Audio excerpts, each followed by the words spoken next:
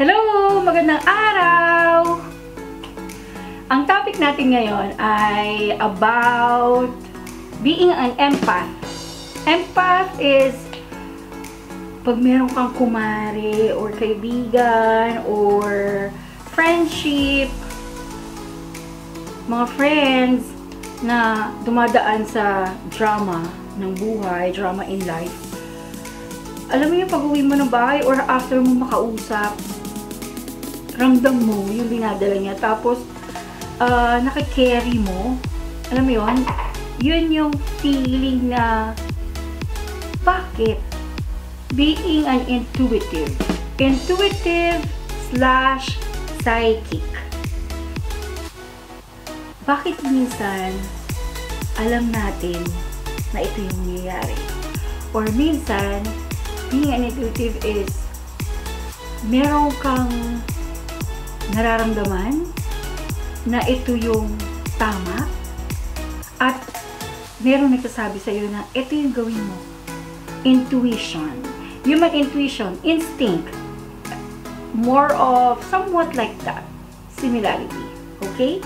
So before that, I'm going to introduce myself. Ako si Rhoda.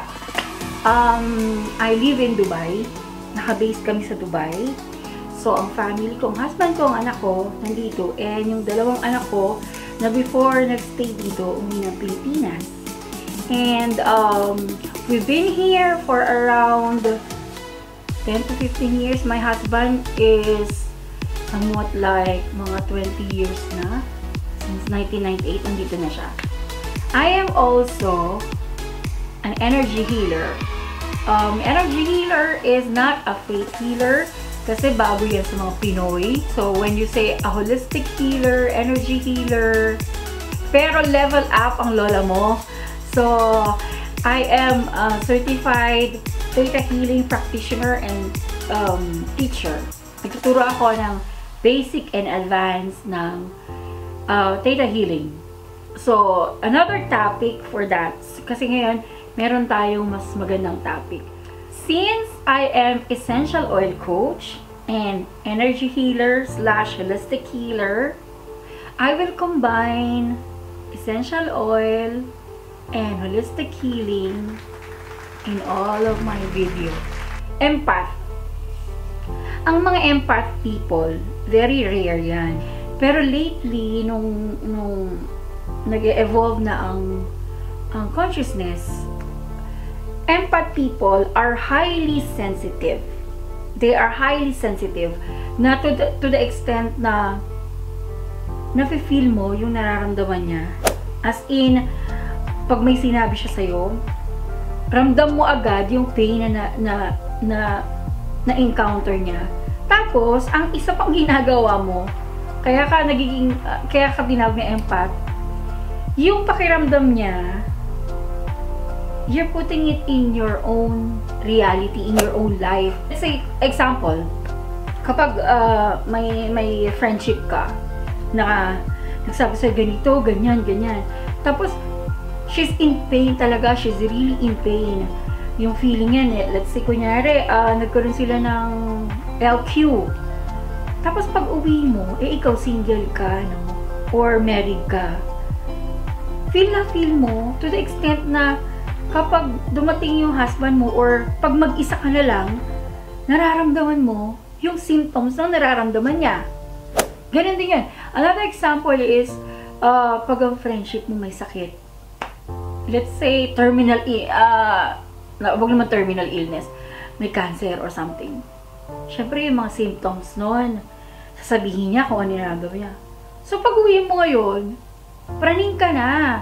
You are already, feeling na, hello, ito ba yung nararamdaman ko? Nararamdaman mo na ngayon kung ano yung symptoms ng sakit niya.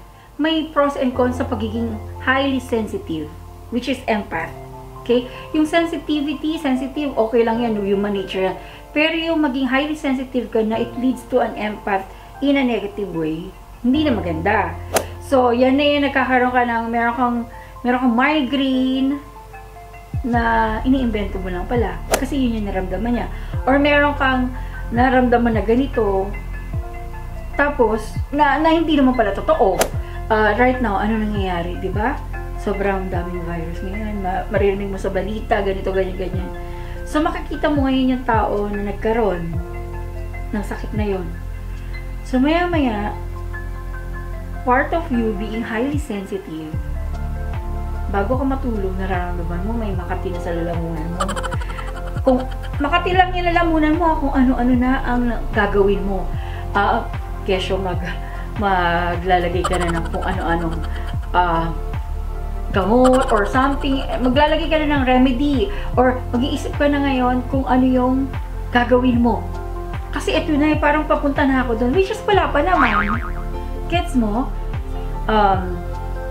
Good empath ka is you can advise yung friendship mo, yung kumare mo, yung kachika babes mo, na ganito ang gawin mo, ganyan. You know how to advise. Ano yan, human nature, and it's your sole purpose na once na merong tao na dumating sa'yo na friendship mo na humingi na tulong, mag-a-advise ka. But, the negative side there is, na-acquire mo yung nararamdaman niya. So, yun yung kailangan nating i-palitan or i-change. And the third one is intuitive or the word psychic. Okay? So, kapag sinabi nilang intuitive, ngayon kasi okay ang intuitive eh, pero pag sinabi mo noong araw na, uy, psychic yan, ano nakikita niyan?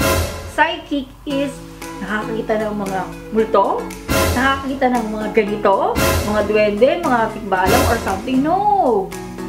Being an intuitive person or a psychic person is you are beyond highly sensitive person. Mararamdaman mo, bago pa lang mangyari yun, alam mo na kung ano. You are guided.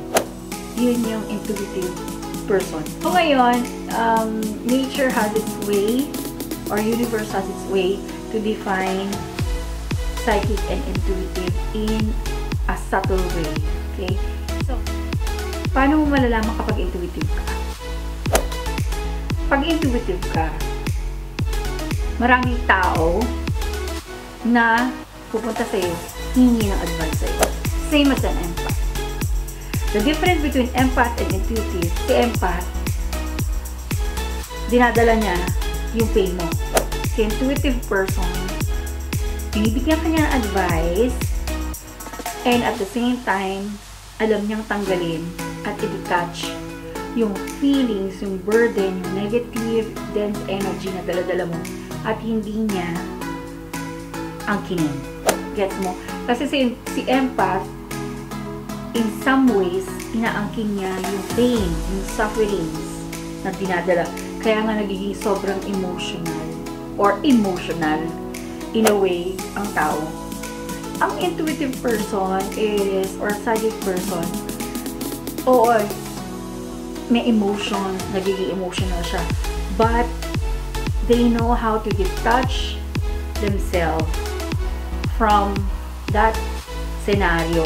After nilang mabigyan ng advice or kung ano man yung bibigay niyang remedy sa tao yun. And at the same time, yung tao na binigyan niya ng advice, medyo hindi na ganun kagrabe yung nararamdaman niya. So, medyo nag-lighten up.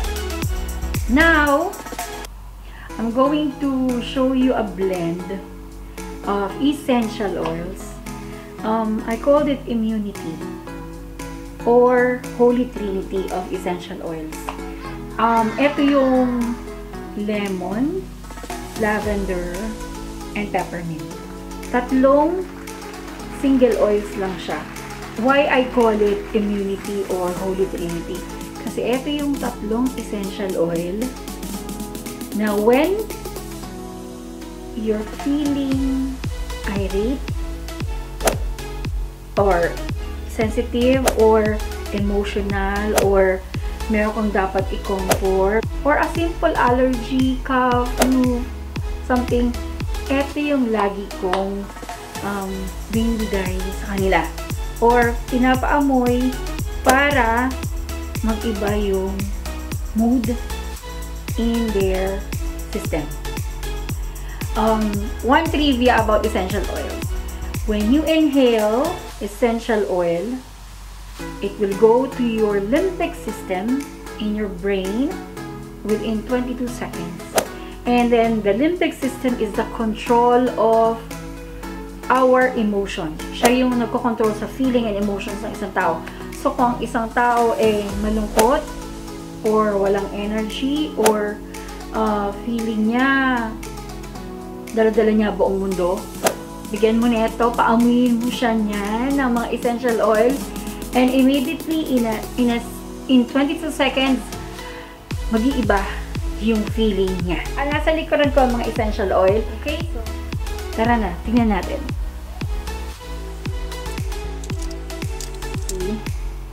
Ito yung plant therapy. So, ang kukunin ko dyan, 14 blends ito. Actually, pinag-aralan ko yung mga company na to. So, gusto ko silang company kasi quality oil ang meron sila. So, kukunin ko ang lavender. Lavender, lemon, tsaka peppermint. Mali. Peppermint. Yan. Ito, peppermint. Young Living naman, may brand din ako ng Young Living. Young Living. Ito yung lavender, peppermint, and lemon. Okay? And then, lalagyan ko siya ng carrier oil ng Young Living. Actually, may carrier oil din ako ng plant therapy. Pero ito yung gagamitin ko for them. Ilalagay ko. So, meron akong immunity blend. Wala na siyang laman. So, gagamitin natin ang Young Living. Tatlo siya, no? So, kaya siya Holy Trinity. Ayan, yan. Pampatanggal ng mga kung ano-ano. Ayan. So, bubuksan ko lang siya.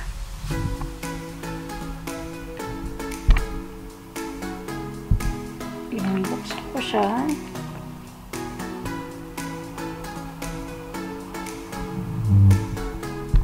So, gagawin natin, i-open natin to. Ayan. Open natin yan. Tapos, maglalagay ako ng, since naka-open yan, maglalagay ako ng etong peppermint na to, lalagyan ko siya ng mga 6 drops. 1, 2, 3, 4, 5, 6, okay? And then, lemon. Lalagyan ko ng lemon. So, 1, 2, 3, 4, 5, 6. Tag 6 lang sila, para okay. And then, lavender. Lalagyan ko ng 1, 2, 3, 4, 5, 6. and then, etong V6. Yung V6. Lalagyan ko siya. Kasi ito yung carrier oil ng Young Living. Open ko lang siya. Kasi naka-lock siya. So, pupunuin lang natin yan. Ganyan. So, ayan. So, ayan. Okay na siya. And then, Ngayon, ilagay natin to. Ito yung roller cup. Roller ball pala niya. Ayan.